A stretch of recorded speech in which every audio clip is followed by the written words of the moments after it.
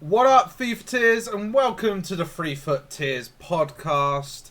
Today, it is just me and Luke on today's podcast. Brad is unfortunately away, and here's just a quick explainer from himself.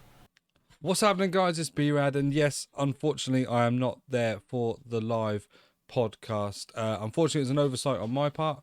I usually record with the guys on a Monday night, as you know, and usually when I know I'm working on a Monday night, I let them know in advance, and they are ever so accommodating, and they move it to a Sunday night. However, this week I forgot until very late notice.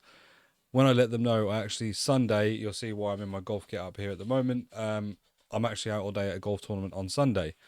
So I didn't have time to let them know and also move it to any other day. So I'm having to come to you with a pre-recorded podcast, as it were.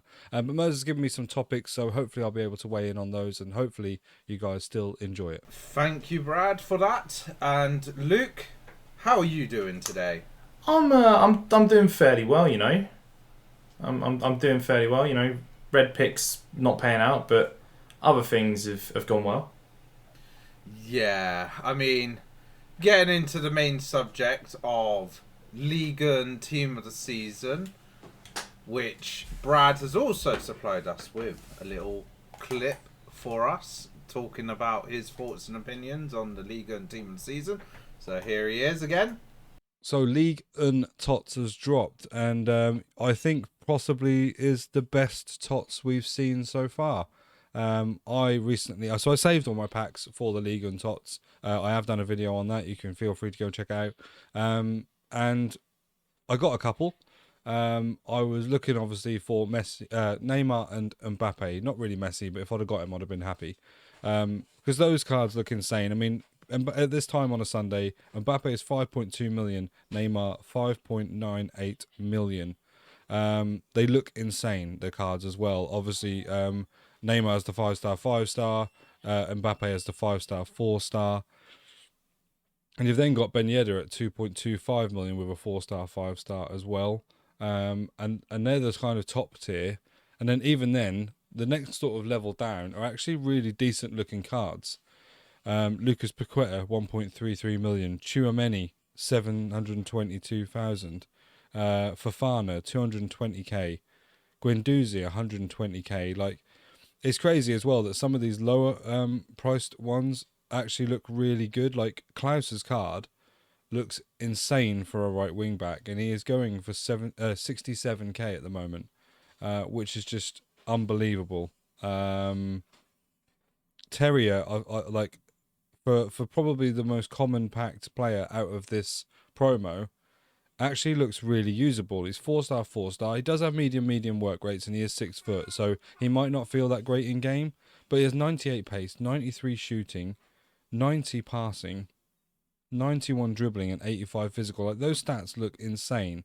So I'm looking forward to using that card and trying him out in sort of various series and things. I think generally this to me looks across the board the best team that we have had for Team of the Season so far, and I would expect you'll definitely see Mbappe and Neymar, I would say, in the Ultimate TOTS, given their price. But obviously we have got the Premier League TOTS, which may take place of some of them. So it depends how many players they put out for the Ultimate TOTS as well. And obviously we do still have Serie A to come as well. So yeah, it's kind of hard to predict that, I suppose, with some of the rating upgrades and things as well. Like, hopefully Benzema will get one, and certainly what we're going to talk about in a minute, with him winning the Champions League now, definitely looks to get Ballon d'Or and deserves rightfully his TOTS card this year. So, yeah, you say about your red picks. I mean, I keep bloody missing out on 11 wins, so I'm only getting the one red pick. And for myself, it was Saliba that I managed to get. So, yeah, I'm not having the best of luck during Team of the Season this year. I'd definitely say I had better luck last year than this year. But as for the Ligue and Team of the Season, I think it is a very, very, very, very, very good looking team. What do you think? I think it is great, sort of high value cards. If you get one, most of the time, unless it's like 3, you're pretty much looking at a dub in terms of performance. So when I think Fofana, I was shocked at how cheap he was. Only because he was previously over $1 million of his headliners. I think he's, 200k? Yeah, he's sat at 190k at the moment. It is a bit shocking what his price is, especially when you compare it to the fact that you got Chouameni and Paqueta out there, who Chouameni's a little bit better, and Paqueta's got a bit more of more shooting on his card versus like defending. So you would have expected Fofana to be in amongst those two.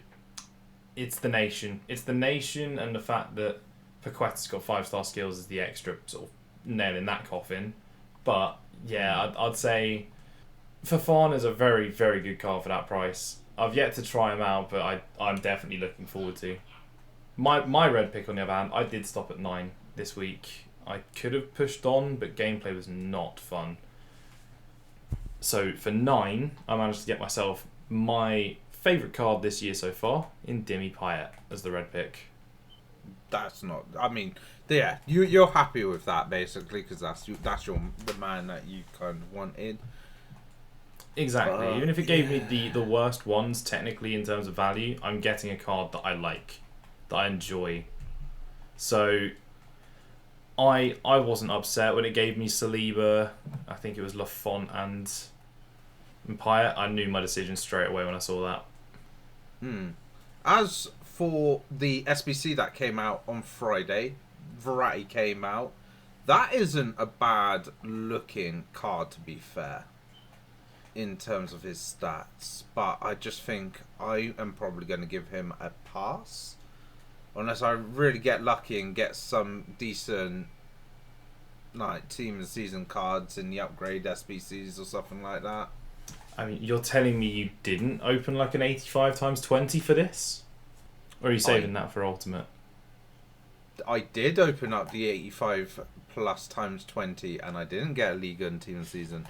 I got 2 Portuguese League team and season. I've got Grimaldo and Adan in mine. Good old Dan. My goalkeeper. And I also got Son, which doesn't help. Informed Son when I've already got his team and season. So I mean, it's good for icon SBCs, which Brad knows all about. This would be the perfect time for him to chime in, but you know, Brad and icon packs go really well together. We always hear of the great success of how much he loves Thierry Henry, the only dub he actually ever gets, and it still doesn't work for him. So I think it's less to do with bad packs, and he's not used to the cards that he gets.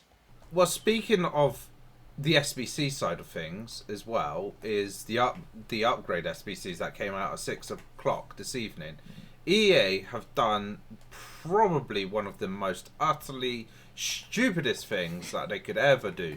So, in chime with how they've done in the previous weeks with the upgrade SBC, so you got the premium players SBC, you got a player pick, and then you got some kind of league specific one where it would be like maybe 1 player over a minimum rating or 2 players over a minimum rating. So they decided this week, hey, why don't we do a 75 plus times 2 pack, but make the requirements essentially identical to the premium league earn players pack, but 5 different on the chemistry side of things. So they cost exactly the same, but one will give you 2 players that are guaranteed to be over 75 rated, or the other one will give you 3 players guaranteed to be over 75 rated, plus 9 gold common cards. Like, what was going through EA's mind when they created the requirements for it, or the actual type of pack that they wanted to release? I don't think the pack is the issue. I think, as you mentioned, it's the requirements. If they make that 5 or 6, then you can get it. You can sort of, you can understand it.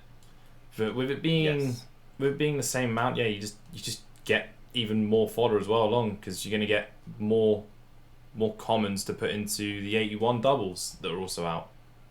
Not the 81 doubles, the 81 player pick, you know what I mean? So you've exactly. got that to put in. It sort of recycles it better.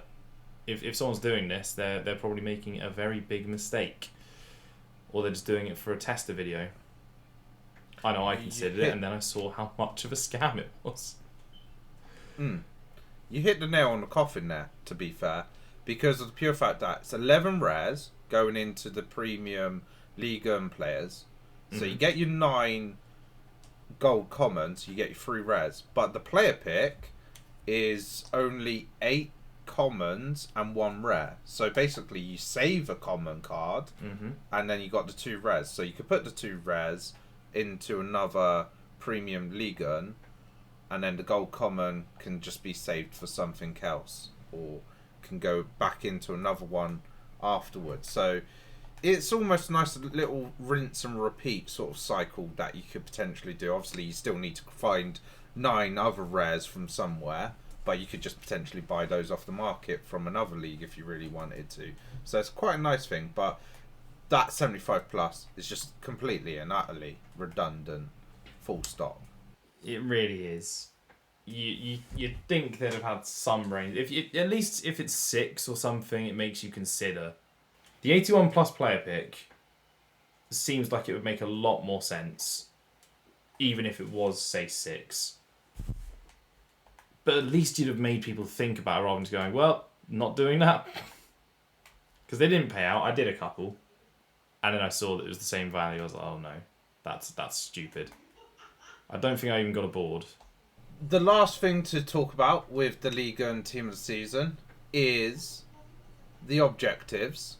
So we need a little callback right now to our Ligue and Team of the Season predictions video. So although it's technically the other way round, but you did mention one of these players in that video, a Jork. Yep. How you was like saying, oh, he probably might be given as the SBC, but it turns out he was actually given as the objective. I mean, that's too kind to me. I didn't even do it that well. I just said, Joe, I'm just going to pluck 2 names and say they're going to be these 2. Because I said normally, normally I'll put logic into these, and I did. And I was like, if I was just going to chuck them out, I'll say Simon and a Jork are going to get cards. Yeah. And one of them was right. We don't know yet whether Simon's getting a card later in the week. That might have been a perfect prediction. You never know. And the other one is Dante, which, to be fair, he doesn't look too bad as a free card. 88 pace on his card, 93 defending, 93 physical. Not a bad looking centre-back, Brazilian, so probably not too hard to link into teams. Plus, gets a strong link to Debo, who got community TOTS, so good combination. It is, and a strong link to Marquinhos if you want him as well. That's not just bat away from mentioning Brazilians as a strong link. Oh yeah, or Paqueta. Like, there's a couple available within this team of the season. So, you know, if you happen to get one of them, Dante's your man, potentially for a link to them. Exactly. But that is it for Ligue and Team of the Season. But that isn't the only Team of the Season that was out over the weekend. There was a couple of others, wasn't there, Luke? Yeah, there was, and there was staggered releases as well, which you don't normally see. If EA are going to release something, normally it's, okay, Mini's going to be on the Sunday, but they decided to release them separately. So on Saturday we got the Super League. So I got excited, as I think a few others did when they saw a 5-star skill, Mario Balotelli. Let's not talk about the amount of coins I lost on that, making the video on him. But there's exciting cards like that. You've got a couple of others, a few sort of headline players in there. So I'm trying to stall to pronounce his name. Nwakami, the Nigerian left winger. Fully butchered the name. You got Visca on the right hand side. Hamsik, who I think Hamsik's actually still a fair price, 200k. So he's got some very good Super League cards, obviously outside of, say, Balotelli, Bazok, and Guilherme Silva. They're all going to be a slight pain to try and link into your teams naturally, but there's a couple of good cards in there. I'd say they're solid, if not spectacular. I liked the centre back, the Korean centre back. He was very good for me. But Batshuayi got the SBC for them, which I won't lie, I completely forgot he went to Besiktas this year. I don't know about you. Yeah, I think because of packing him a few times as his normal card and stuff. But to be fair, he doesn't look that good, I would say. Let's take a bit more of a detailed look. 4-star, 5-star. He's got 90 pace, 92 shooting. What's the shooting stat? 93 finishing, 97 shot power. I'm okay with. Okay agility and balance. It's an alright card. It's not one I'd write home about in this part of Team of the Season, but it's still good enough. It'll do a job for 50k. I swear when it first came out, it showed different skill moves than weak foot. That's why. Yeah, no, 4-star, 5-star, according to trusty old Footbin. Yeah, on the game it's showing that, but I swear to God, when I first saw it, it looked different to how it actually is now. Maybe I got him confused with somebody else. Maybe. You might have looked at maybe a Showdown SBC, I don't know. But potentially. In the meantime, we've got some Pro League, the Belgian League. Can't remember the last time I remember seeing a full Belgian League team come out. Has it ever come out? I know it used to be in cahoots with like the Dutch League at one point. But yeah, you've definitely got some good cards in here. You got a striker that's actually a centre mid in De Ketelaere. You got Ito, who's very good impact sub. Van Aken, another good centre mid. 4-star, 5-star. We got a Colombian right back. I'm very happy to see that as a fan of the Colombian teams. There's even an English centre back if you want to try and hybrid out. He's got 98 physical. I didn't even see that. Jeez. Okay, 98 physical on the English centre back. 98 physical on the Brazilian CDM as well. It's a very, very strong Pro League team here. Although they do have arguably the hardest person to link in the whole game in Silimana.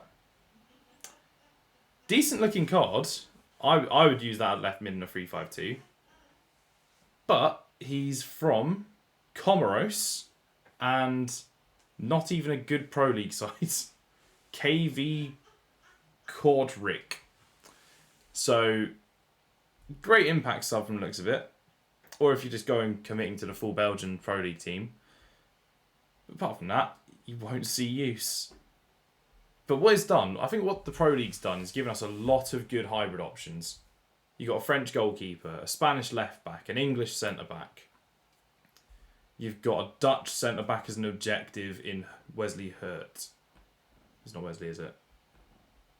Oh, it is Wesley. I'm good memory. Remember Southampton.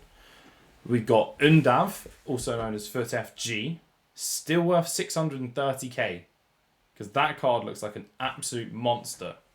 4-star, 5-star, 95 pace, 95 shooting, 94 dribbling. What a card. Who would have thought that having a German striker in the Pro League, and 98 physical as well. They'd love 98 physical in the Pro League, I've noticed. Yes, it does seem like that case. Certainly better than Adiemi's cards, that's for sure. 100% it looks better and hence it's a lot more expensive. Mm-hmm. But yeah, it looks really, really damn good. They've gone ham this week on the second sort of tier Team of the Season cards. So fair play to them. From what we're seeing, they might be doing that more in the future. Hopefully they do. Hopefully, say the MLS, the rest of the world coming up, CONMEBOL, all that lot. Hopefully, are going to be absolutely juiced. So we can at least get good use out of them. Yeah, exactly. There is rest of the world, MLS, CONMEBOL still to come. So there's still a good amount of minor leagues like to come out between now and the end of the team and season. I was just looking at the links to Selimani for his nation, at least.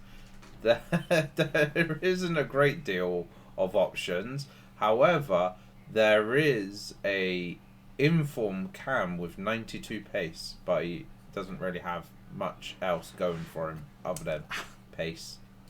So you can't just surround them with icons and pray for the best. Well, you can, but you might as well get better player in Cam as well.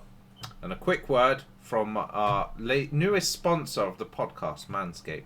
Thank you again to Manscaped for sponsoring today's episode of the Free Foot Tiers podcast. Manscaped have provided each of us with a version of the Performance Package 4.0, which includes their most advanced shaver yet, the Lawnmower 4.0, which comes with ceramic blades and skin-safe technology to ensure more precise shave, along with a LED light to help alongside. It also includes a weed whacker, which is for your nose and ears, to help try and keep those pesky hairs in shape. We also have some nice ball deodorant in the crop preserver and a crop reviver toner. And Manscaped are even kind enough to include a set of skin-safe boxes and a very convenient travel bag.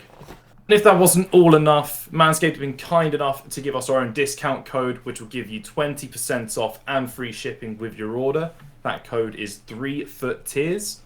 Use code 3FootTiers with any future purchase and you'll receive 20% off and free shipping. Thank you again to Manscaped for sponsoring the podcast.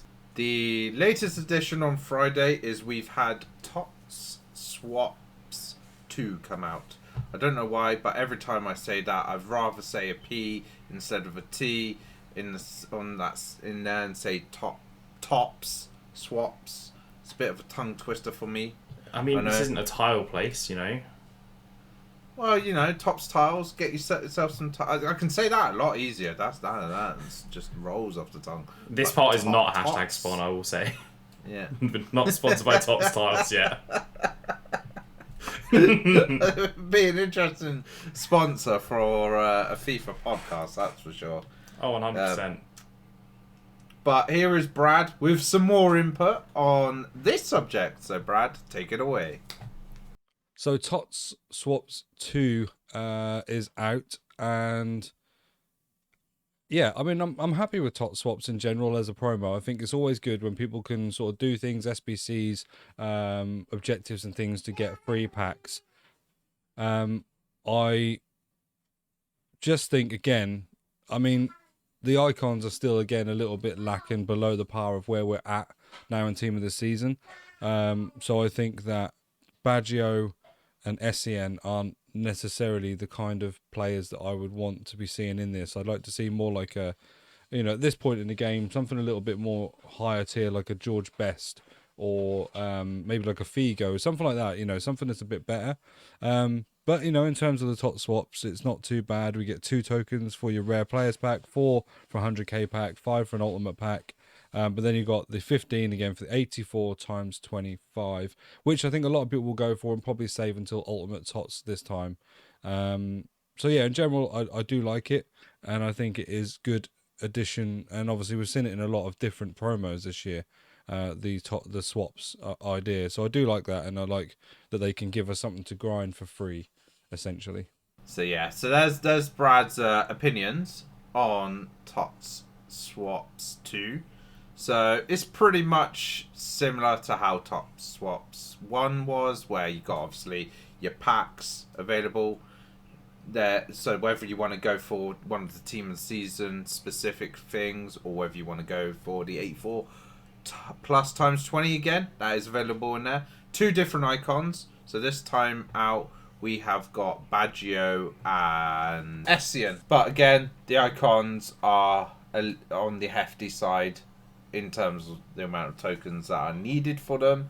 However, at the moment, it seems that EA have taken a little bit of a different direction with the swaps tokens at the moment, because pretty much most of them at the start were in SBCs. At the moment, majority of them are in the objectives. So if you're somebody that doesn't like doing objectives, unfortunately, you probably might not be able to get those 15 unless somehow you do find the time and do some of those objectives. But what are you making of it, especially with like the whole idea of mainly having to do the objectives to get hold of these tokens at the moment? I mean, the objectives they've put them in are not kind. They're all the play 10 games ones, I'm pretty certain, with X team. So with 7 Pro League players is one of them for sure. Because that's from Wesley Hurt. And it's like, it's asking a lot of people who are probably starting to burn out on the game. I know a couple people who are starting to burn out. You're asking a lot of them if you're going to get them to do everything. So I doubt most people are going to complete most of those cards. Obviously, completionists like me will go ahead and do that and reap the benefits. But I think, obviously, I think 90% of the community are taking the 84 times 25. It's just inevitable. Yeah. Mine didn't pay off last time, I'm pretty certain. Although I did get Mbappe. But then getting Mbappe at this point's nothing to really shout about. We're at that nearly fodder point with every single gold card. So, not ideal.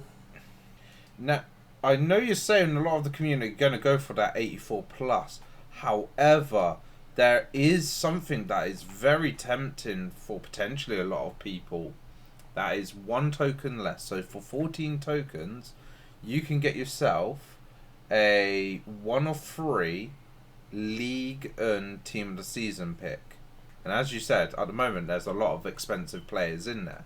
So if somehow you can strike lucky with that player pick and get just one of them, that is quite good for the 14 tokens. Obviously, it is that risk sort of situation that you take with player picks or anything like that. You're hoping, but it might pay off, it might not pay off. But I think for some people it's tempting. Or you could go a bit further and go for 22 tokens, a 1 of 5 Ligue 1. That one might be tempting. That Yes. one might be tempting. I think 1 of 3, you're going to see the classic of, we're going to get Payet, we're going to get Saliba, we're going to get Lafont, or you might just chuck in a Guendouzi or something, and that's it. Or, if you got one in red picks, say hello to that person as a duplicate. Yes. That's basically what's it. going to happen with these. If you looked at the ones of the Premier League previously, I believe in TOTS Swap 1, it was always Declan. Obviously, I know Ligue 1's got a lot more top heavy than the Premier League, which feels weird to say. But there is just a couple more cards that are not as valuable. So I'm expecting it to trip up a lot of people, and they're going to get a lot of annoyed customers with Lafont as their best player. Yeah, that will. But it's the gamble everyone takes with those, similar to when you do the icon SBCs, to be fair. Like, you take the gamble and hope that it pays out, but pretty much most of the time I would say it just doesn't. But you got to take that gamble sometimes. You got to live life on the edge when it comes to FIFA, otherwise you'll never be able to upgrade your teams. Yeah, and to be fair, by the time you're getting by the time people are getting 15 tokens, it's pretty much ultimate team of the season at that point. Is my next argument for why you do what I've said in that sense. Yeah. You get a team of the season, put it in. And the one other thing I'm going to talk about with TOTS Swaps, which is tying in with one of the tokens, but it also ties in with the League and Team of the Season, because it's that sort of like TOTS Cup thing, like where we've had the Bundesliga, we've had the Prem, so now it's like the Ligue 1 one. However, it's golden goal. First goal wins. I'm such a fan. Like, of this. Yeah. Like, people always been complaining about how people don't do golden goal. Well, they have no choice now, because as soon as the goal's scored, that's it. The game ends there and then on the spot. And I think this is fantastic. You get 5 tries, so luckily you get more attempts per day, but you do have to win more overall to like get the big reward. But you only have to win 3 to get that token anyway. So you know, if you can get that golden goal, boom, there you go. Nice. You could do it in 1 day essentially, or 2 days, or something, depending on how good or bad you are. But I think Brad will be the biggest fan of that mode, because he's probably the one that complains the most about people not doing golden goal out of us 3. Oh, 100%. I do get jaded by it a fair bit though. With me, I think I'm loving it because I'm currently 9 out of 10 games here. Pretty 9 out good of going. possible 10. I'm 4, so nowhere near 4 out of 10 that I've played. So, and do you know what? We'll touch on it. I got my Ben Yedder from the 75 times 10 that you get from, I think it was from 9 wins. So I'm very happy with this game mode. It's giving me a team of the season Yedder, so that's good. That replaces 2 my mil plus Cyclone. exactly 2. I think it's 2.3 possibly at this point, and I'm very happy. It replaces Amin Gouiri, who's been a great servant to the club, but sometimes it's just time to move someone on. And when you get a 95 rated not icon, when you get a 95 rated team of the season that's that damn good, yeah, sorry mate, you have to step aside. So on to this week in football, where it was a week for finals. We've had about 3 finals in this time period. We're going to start off with the biggest game in football, the Champions League final. A lot of controversy about the policing in Paris. Don't want to get too much into that. But once fans did eventually get into the stadium, they got to see a game of, I guess, 2 halves. Liverpool very dominant in the first half, had a lot of chances, some great saves from Courtois. Honestly, man of the match by a country mile, doesn't even come close. What were your takes, Mers, on the disallowed goal? Is what I'm going to ask. I mean, all I'm going to say is a recent statement by GH and talking about how things sometimes don't go in Liverpool's favour. That, for me, was such a biased decision going in favour of Liverpool, because it was it basically came off Konate, then it came off Fabinho and went into the path of, yes, an offside Benzema, but because of how it got to him in that sort of situation, he is then technically not offside, because the ball was accidentally but deliberately went in his direction, basically, and then he tapped it in. So I think that goal should have stood, but they worded it like, oh, it had to be a deliberate pass to Benzema. But as I said to my mate who was watching the game with me, no Liverpool player in that situation is going to deliberately pass the ball anyway to an opposition player when the opposition player is offside. It's always going to be accidental no matter what. So the wording is kind of a bit BS-y in that regard, but I do think that goal should have stood. Yeah, I think I agree with you. I do think it should have stood, but I swear there was a similar sort of an incident a couple years back with, I think it might have even involved Man City, that it went in their favour. Who was it? Someone was coming back from an offside position in for Man City. They interfered with play, they scored. I can't remember, but I'm sure would have heard GH's opinion on that at the time, saying that it shouldn't have been given. He was was offside as well, so at least he's staying consistent. Yes. It might have even been against Villa, you know. I think it was Villa versus City.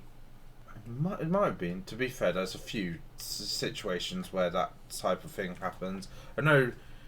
I think Man United had a similar situation, but that was called as a no-goal goal for Varane, where Maguire was offside. Yes, I do remember. Do remember that this season.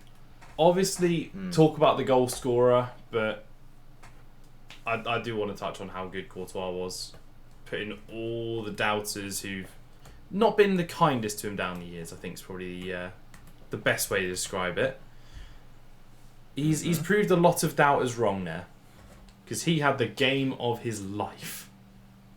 I think the late save against Salah is the one that sums it up. It was, he couldn't have done much better if he tried. To be fair, there's probably many examples in that match. Like, say for instance, the hand to the save that he made that tipped it to the post and came off the post.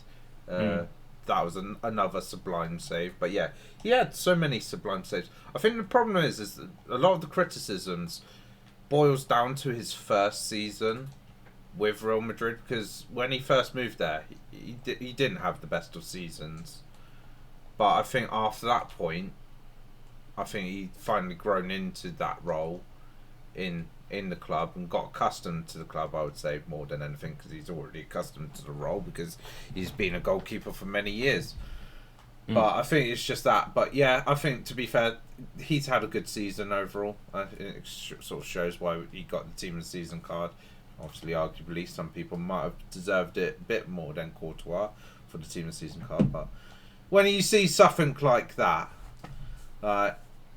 yeah, I think he also will probably get a man of the match card for FIFA. 100%. So he'll probably get another special. So yeah, well deserved, 100%. And some people even saying, because of the pure fact that some were saying like, oh, whoever wins the Champions League is probably going to go on and win the Ballon d'Or. So like Benzema or Salah.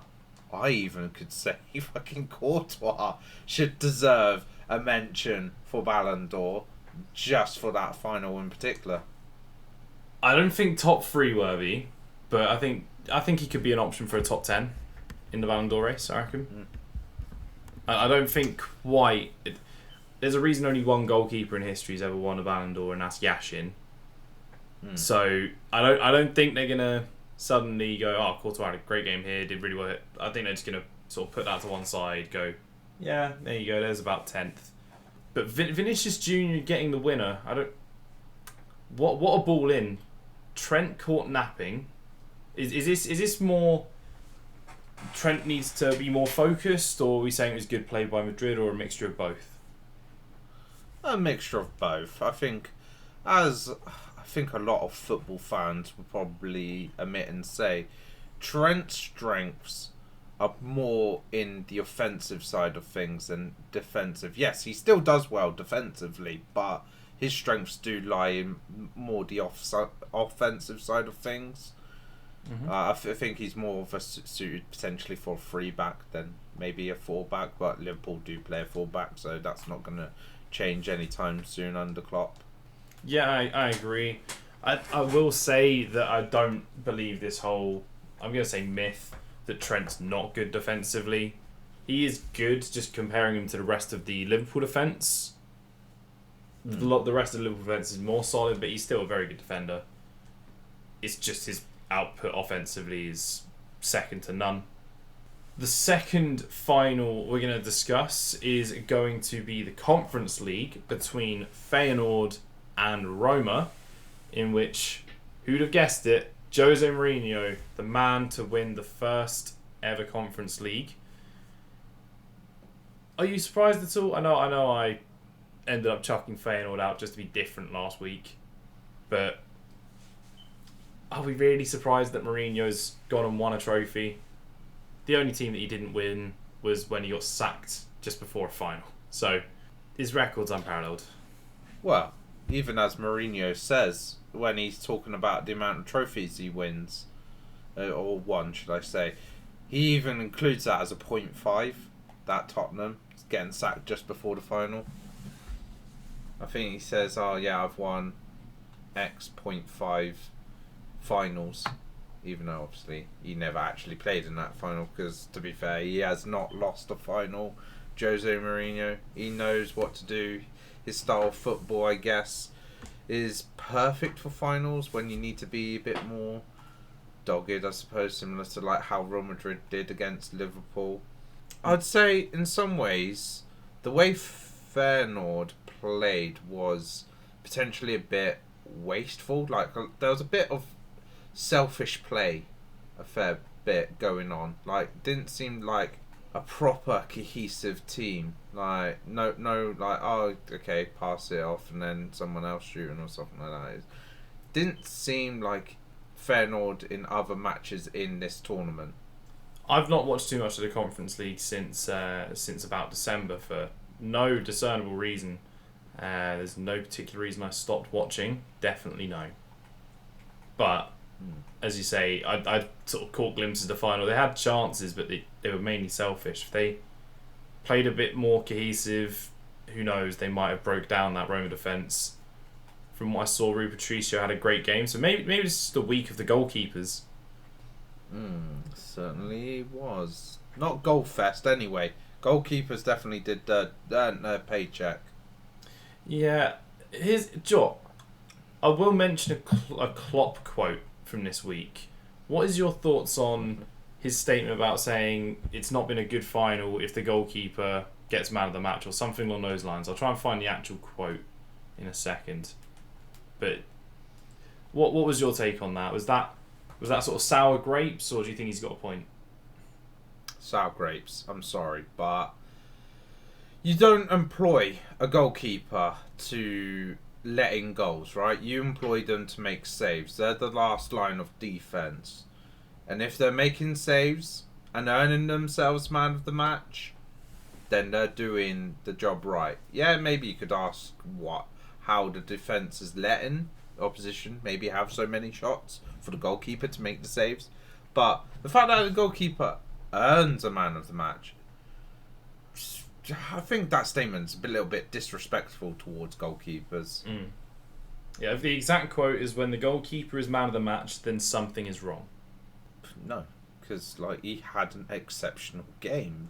It is very much. It sounds like a sour grape sort of situation. I mean, some would say that the problem's with the attack at that point. That means you're not hitting the chances quite correctly. A goalkeeper, if we're considering any sort of situation, if you hit the ball well enough, the keeper stands no chance. So, is it not the Liverpool attack's fault for not being clinical enough, rather than pointing out, Real Madrid just sat deep? And because this isn't the first time he's criticised teams recently. I think back to the press conference with Tottenham when they got the draw. He complained about the play style, how he could never do that sort of play style. That's not what he's about.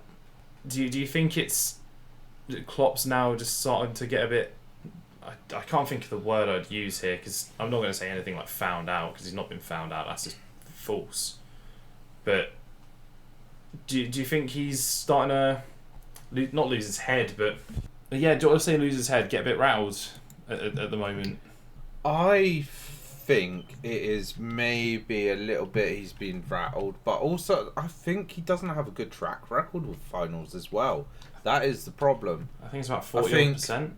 The one that he did win again in terms of Champions League finals against Tottenham was not exactly the best of finals either. No, let's just be said. I agree. It's almost I don't know if I mentioned this the other week, but it feels like Klopp sets up for a final in different ways. He seems to just be a lot more reserved. You associate Liverpool season with high pressure blitzkrieg mentalities at times. Every sort of other final, they had more possession on this occasion, but in the Tottenham one and in I think the first Real Madrid one, they had more possession than Liverpool. Liverpool are the ones sort of seeming to sort of play on the counter and the likes. So it's I don't know if they just characteristically change their style of play for the final, whether they're just more reserved. But something that is key stat, I know Liverpool fans listening are probably going to absolutely crucify me saying this, but no goals in finals all year. They've been to 3 of them. They did create some good chances in all of them. We're not going to say that they've just sat back and cruised their way through, but you think for a side of Liverpool's attacking prowess all season long, with a golden boot winner, a bunch of people in 15 goal region, that they'd have scored 1 in a final if they'd gone to 3 of them. Yeah, especially against Chelsea in the 2 finals, you would have probably expected a bit more out of Liverpool in those ones at least. I will cover myself in saying they did score some offside goals in those finals, but you would think that Liverpool would have the firepower to at least see them through. It does sort of baffle me. It is, but we can't forget about Mr. Brad as well and his opinion on the Champions League final. So Yes. let's just quickly play his clip. So the UCL final was pretty. I don't want to say lackluster. I want to say that, like, I felt like it was going to be a cagey affair all the time. Obviously, Liverpool dominated attack, and that was always going to be the case. I think Real Madrid will be happy to sit back, have possession, and try and wait for their chance. And obviously, I did predict from after the first leg of the PSG, I said, do not be surprised if Real Madrid turn this around and win the Champions League. And obviously they did. They shouldn't really have even gotten through from Man City, but they managed to get 2 goals there to take it to extra time and then win.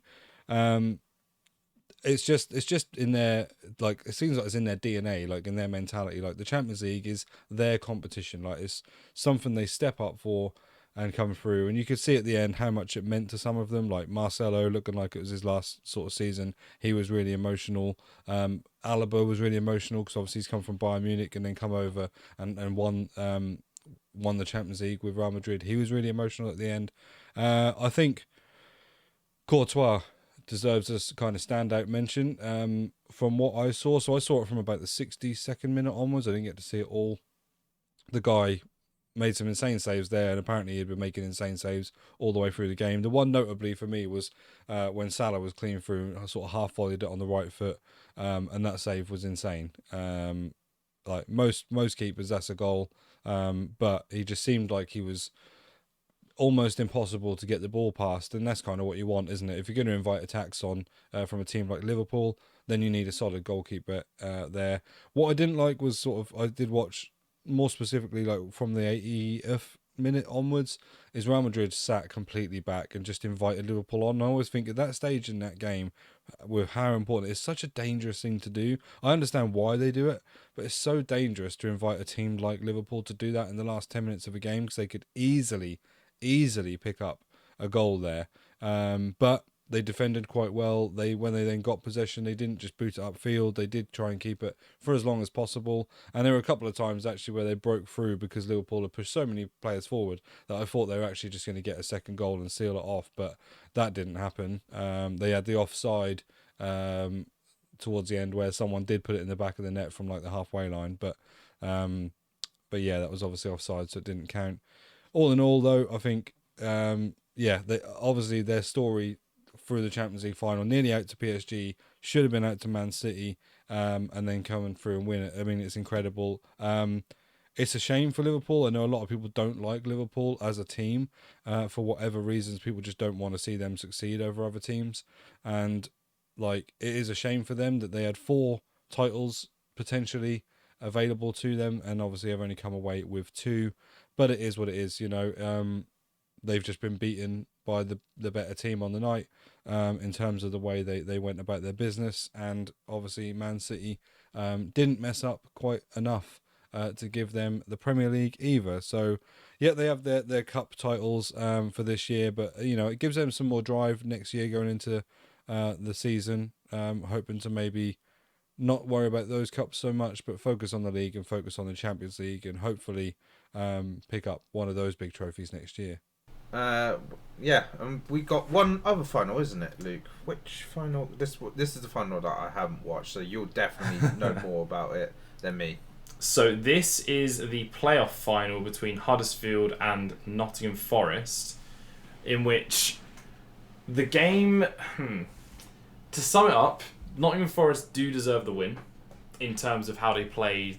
I felt they were the better team on the day. Huddersfield did not create much. But there was about 2 or 3 penalty shouts that day, one of which absolutely should have been given, and I would not hear anything otherwise. He's collapsed into the man after catching him on the leg. It's clever play by the forward at that stage. He's come across the man. It's almost like he's instigating the contact himself. He's not made contact with the player. He's put himself in between the ball and the player, and he's then gone into him and taken him down. The referee's not giving it. John Moss retiring at this stage. That was his final game, and I'm not shocked based off that performance. So Nottingham Forest deserving. I know I said Notts County. So Nottingham Forest deserved the win on the day, but definitely some controversy around it. But Nottingham Forest back in the Premier League finally after about 24 years, I think they said, something along those lines. It might have been 98, 99 they were last in. So it's going to be good. City fans are going to be dreading that because they will start chanting something along the lines of a European Cup, you'll never win that. So that's good. Yes. Are you excited to see Forest back? I'm glad that they're back. I think they're like one of those sort of teams that probably have long been due to return to the Premier League. They're one of the, like, from when I was growing up, a staple of the Premier League. So seeing them back in it is a good thing. However, I've got to say, they are kind of losing a lot of their core players that helped them get into this position, into the Premier League anyway, because a lot of them were loan players. Mm-hmm. So they've either got to try and do something over the summer. So for me, I'm almost probably, if I was doing a prediction, probably going to put one of them, them down as one of the 3 teams to go down next season. I mean, I need to take a good hard look at myself based off my predictions this year. I think I got 2 right. Might have only got 1, but they were horrific. I should not be allowed to make predictions ever again based off that. Who says Brighton are getting relegated and Villa are finishing 6th? No, 5th. Not even that. 5th. Who says that? I want to know what I want to know what I was on at the time. Honestly, just say it's a lesson learned. You'd learnt from your lessons, and next season you know roughly more sensible sort of predictions. But to be fair, I don't think anybody can get 20 out of 20 anyway. Oh, no. I think it's even getting 10 out of 10 is quite hard, to be fair, because as you said last week, on the final day, all the teams could switch position in the table anyway. So, and when you look at the table, generally speaking, anyway, from normally about 12th down from 12th to about 17th or something like that, they're always so close together that one win could make your prediction completely off or correct. Mine weren't even close. I said Norwich would stay up. Norwich. Who says Norwich are finishing in 16th? Well, to say Fulham to finish bottom, like maybe next season, yeah? I really want to, but investments can happen. You never know. We'll see at the time. I'll see what sort of powers I've got around at the time to try and make better choices. Because turns out sober me couldn't make a good decision at the time, so why not? On to the Q&A. On to the Q&A. And, well, again, Brad, although he's not here, he's still supplying to this podcast. He has even supplied a question to the podcast. So, cue the question. Right, so Q&A time, and I have a question for Mers and LAJS. So this is basically just based around kind of us as content creators and things. What I want to ask them is, who is your favorite content creator who you would like to collab with, and what series would it be on? So what I mean from this is, obviously we all kind of watch YouTube series, or most of us will watch YouTube content, and not all of them necessarily.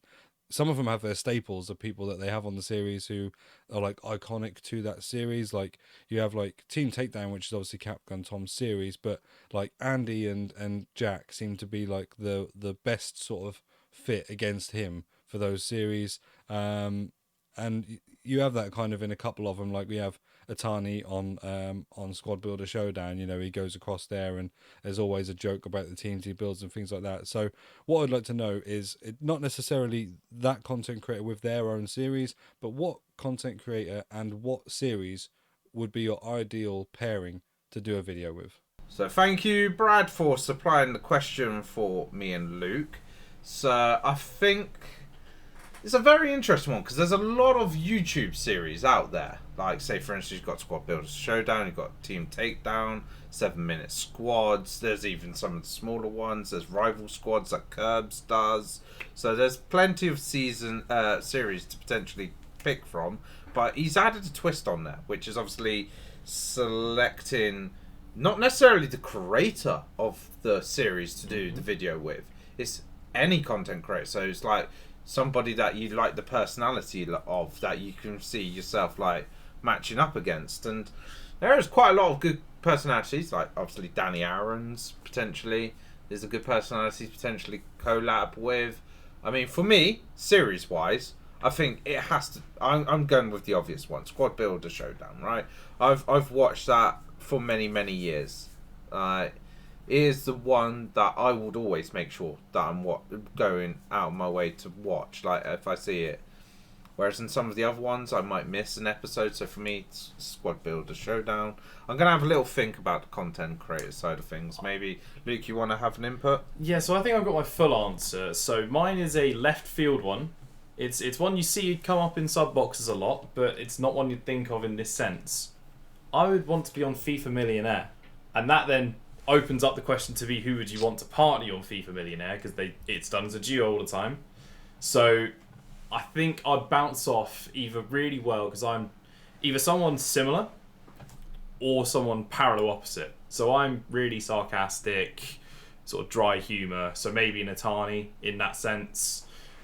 Or, if we're going the opposite, maybe a V10 Vernon, really high energy, excitable content creator. Or Danny Aaron's in that sense. But I think we'll settle on, just because we get on really well, I'm going to settle for the Atani side of matters. So Atani and me on... knowledge. I need to think ball knowledge, because it's actually FIFA Millionaire. So I think ball knowledge, I'll go Vernon. So I'll go with Vernon final answer. Yeah. Atani would not be probably the best person to take on to a normal knowledge series, especially when that man only builds one league teams and stuff. So and a goalkeeper of the same nation. God, it's league hybrid with an icon. Yep. Or free league, if you counted that icon as a separate, potentially. But I think if we're talking sort of different series at that stage, if we're talking actually involving FIFA as opposed to knowledge, I think Team Takedown's a safe bet, but also FIFA Bingo. I know Tom doesn't do FIFA Bingo often, but sort of a nice pack opening series, nice sort of chill vibes at the time, whilst also trying to keep your eyes peeled. I think that's also a good shout. I think if I would thinking of the content creator side of things, I think Pieface. That's a shout. Pieface, and I think me and Pieface almost have little bits in common. Like, we can get very fucking angry very quickly, like with this game. That's one thing for sure. I think I show my anger a lot more than Pie does, but probably not to sometimes the length that he might go to. But I think that would be a good one, and also being able to talk for ages. But Brad, I'm going to deflect the comment back to you if you're listening to this. Put it in our Discord who you would say for content creator and series. Might as well. It's your question. I want to hear yours, because you are part of this podcast as well. You're a member of the Free FUT tier, so in some ways I want to hear your answer, and then that way members of Discord can see what you say as well. But moving on to other questions, I did leave it late in Discord to get some questions, so we'll start off with Venom. So he's asking, when building player picks, how many do you usually do at a time? I don't think I have a fixed answer on this, but normally I would have a normal fixed amount. I wouldn't go, I'll just build 17 or something like that. I'll try and build maybe 1, 3, 5, 7, 10 or something like that. Yeah, I think 3 and 5 are my normal ones if I'm just doing it casually. Obviously, we've got Path to the Future, so 10 sometimes pops up. But if I'm going to commit to something, I'm going to make it the big 5-0. That's if it's for a video, basically. Pretty much. Or for stream. But obviously, doing 50 is surprisingly takes a lot to do. Because you get to maybe about 20 or 25, and then suddenly you realise everything's been used up in your club. And then you're having to buy things to finish it off.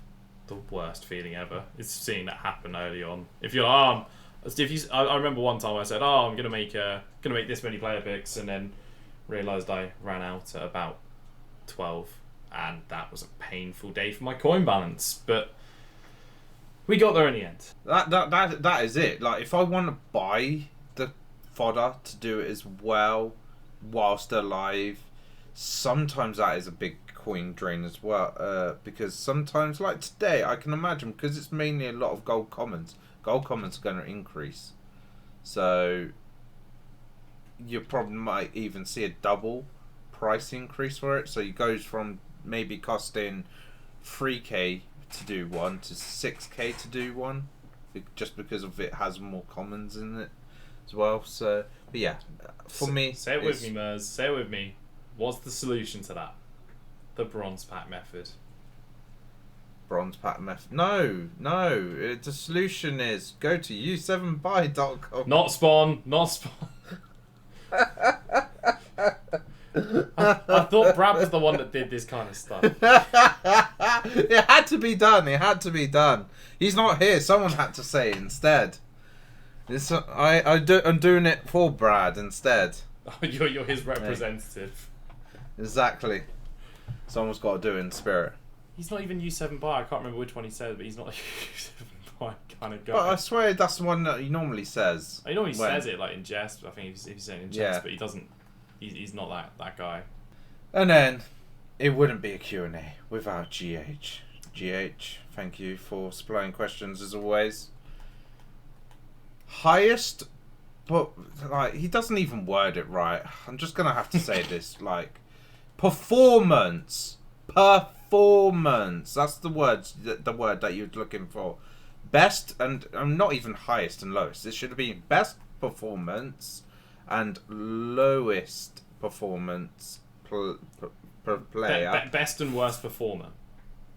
Yeah, basically for your club this season, in your opinion. And he says from players that have played a good amount of football, basically the regulars, rather than someone that might only play 5 matches or so a season. So, okay, I think I know who my lowest is. Yours is obvious. Highest. Your lowest is obvious. And I think my highest is fairly obvious. Saying my lowest is obvious. I think. I'm going to say Lacazette anyway for the lowest. Okay, that's not Nuno Tavares. Okay, I'm thrown off by that.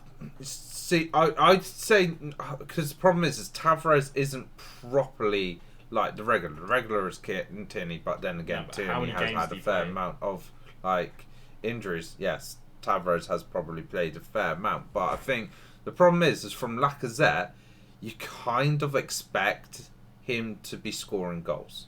Like, not necessarily a sheer huge amount of number. You expect him to at least get into double figures. He hasn't done that. And I think that has been the biggest disappointment. Like, Aubameyang left in January. You hope that he steps up to the plate, scores some goals, fill in the void, like, help carry us towards that, like, top 4 battle and get us top 4. But it didn't really show. And he basically ends up getting dropped for Nketiah, who, for God's sakes, has signed a contract with Arsenal, which is not great. I don't like that. 5 years, £100,000 a week, yeah, I believe. God, it's worse. Just should have left. I looked up Tavares, by the way. 22 games played this season in the Premier League. Good number, but I'd say Lacazette still deserves it more than Tavares, to be fair. That's fair. I think mine. There's the answer that I'd say I've been saying for ages of the one I don't like, which is Emerson Royale, but I don't think I'm going to go with him. As much he's been improved the last month or two that I think saved him. The man I'm going to say, it hurts me to say him. I'm just going to get out of the way. Lucas Moura. I know he's not been given the most game time, but Lucas Moura, you expect more from him. He just seems really inconsistent this season. Bergwijn at least had that hot sort of patch against Leicester. I can't really think of anything that's been done by Lucas Moura. But if we're talking starting 11 has to play a certain amount of times, I think it's Emerson Royale. Yeah, to be fair, with the Lucas Moura, sometimes the problem is in previous seasons, his performances go under the radar a lot of the time. Like, he's a very underrated player, Lucas Moura. But I can't say I've noticed him do anything this season. The ones that obviously stand out, and I'm guessing one of the two that stands out is probably your best performer.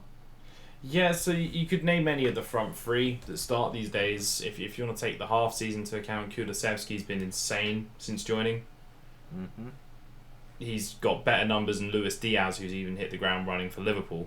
So, if Luis Diaz is considered to be a great signing for Liverpool, imagine what Kulusevski would be to a smaller side in that sense.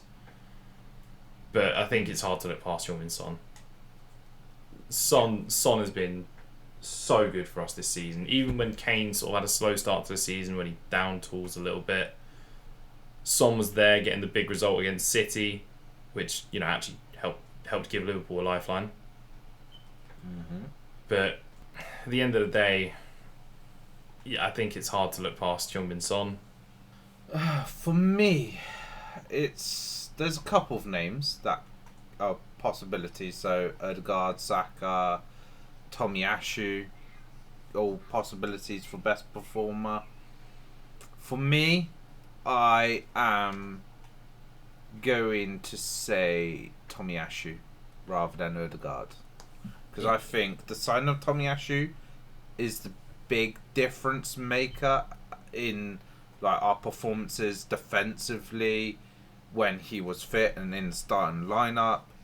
And I think that, again, is a difference maker between us, finishing, 7th, 8th, or something like that, versus the 5th that we actually got. So, the decline you had the last half of, maybe 2 months of the season, outside of sort of the big games, surprisingly, you'd say that was fairly down to him not being more so than, say, Tierney. Exactly. I think Tierney's been missed as well, but this just the signing of Tomiyasu. It's been very noticeable within the team. Again, Odegaard is noticeable, but Odegaard was also there for the second half of last season as well as a loan. And to be fair, when you look at Odegaard's output, it's good, but kind of maybe would expect more. But then again, I think that's probably down to the fact that Lacazette has underperformed and Nketiah just isn't realistically a top half of the table quality striker in my opinion. And again, I'm going to say, and you have said this, which is Nketiah has had a good April, May and stuff. But I would say that is just a fluke. I think that's just a fluke. You can just look back at many, many players in the Premier League history Roque Santa Cruz. Yeah, that have had a good month or two period. And in fairness, the guy had to do it, either to get a new contract, which he's got, or to sort of show off what he could potentially do to suitors that will want to sign him as a free agent. So a lot of players kind of start doing that at the end of the season. So that's what Nketiah did realistically. But maybe Odegaard output will improve next season, and then he could be the best performer next season or something. But for me, it's Tomiyasu because just the difference maker he made in defence. I honestly think the fact that Saka's not even being mentioned. You mentioned him as a footnote. But I think he's been more influential personally than those two.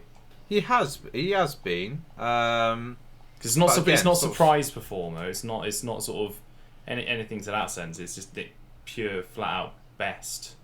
I mean, you're entitled to your opinion, but do you honestly think that they've been better than Saka has been? Oh, I think again, when you look at certain games and stuff like that, Saka has been a difference maker and been quite important and influential and stuff. But I would say again, the sort of, I think it's down to him and Tommy and and Odegaard. But again, I'm going to stick to it. I'm going to stick to Odegaard. I think in terms of the cap capacity, like the full ability down in the future, because they're all young at the end of the day, which is good, because they've all got their prime years to head into, and who's going to probably have the best prime years? It's probably going to be Saka. But I think just kind of would have expected a little bit more in certain points in the season from Saka. No, I respect you doubling down on it. I just thought I'd just poke the bear a little bit. It's fine. But yeah, doubling down, tripling down, full win, all in, all my chips on the table on Tomiyasu. And that's why I say, like, I look forward to next season as well, and trying to see what Arteta does next with the team. Similar to you with Conte and your team. Yeah, and obviously the Perisic rumours at the moment. It's Perisic and Forster are currently the two most likely to be signing for Spurs at the moment. Perisic would be good. Versatility. Yeah, very, very good utility player. Two-year contracts, I think the rumour I've heard. So I think it's confirming more in the coming days, but he should be very good. And someone that has worked under Conte as well, so... And even this season, whilst not playing under Conte, he's been working at wing-back, as you can see by some of his FIFA cards. So it'd suit the system. Reguilon not performing, Sessegnon being okay, natural progression. But that is it for this week's Q&A. Please feel free to join our Discord with the link down in the description, so you can join. Send your Q&A questions in for that. Thank you everybody that did submit your questions at the last minute, so we actually managed to have the Q&A questions, and Brad for sending in his question. Brad will be back next week, and it will be normal business for that. And thank you again to Manscaped for sponsoring the podcast. So if you want to get 20% off your next order and shipping, use code FreeFootTears and check out. Thank you, Luke, for being on this week's episode. No problem, anytime. And we will both see you next week for the next episode. Bye-bye, guys. Peace out, guys.